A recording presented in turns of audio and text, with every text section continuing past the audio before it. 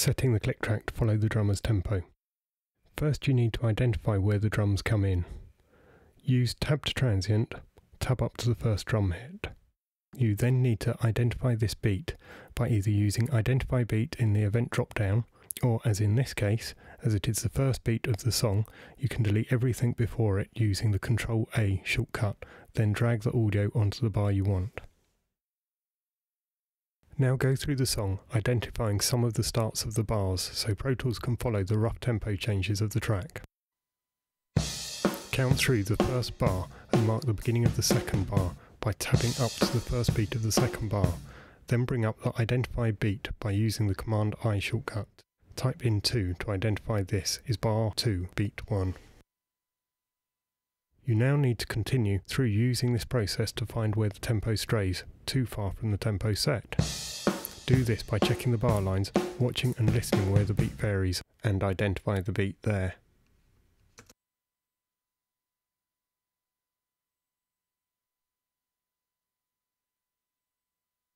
Tempos often naturally vary where drummers play fills or go into different sections. These will be important sections to mark.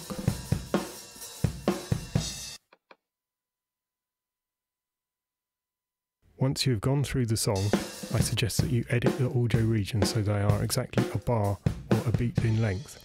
This helps in capturing the selections in Beat Detective. Now you have a rough tempo map of the song, create a click track and listen to the part. You will be able to hear some flams as the drums go slightly out with the click.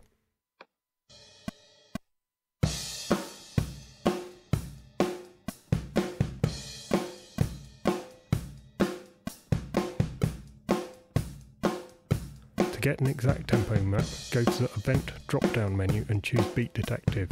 We will beat detect the snare track, but you could use the kick or hi-hat. Now select 16ths from the drop-down box. You can use bigger or smaller divisions depending on what the drummer's played, and then press Capture Selection. The bar and beat markers then change to this selection. Now analyse the track and set the sensitivity to show the markers on all the snare hits. Also make sure sub-beats are selected so we can beat detect all the beats.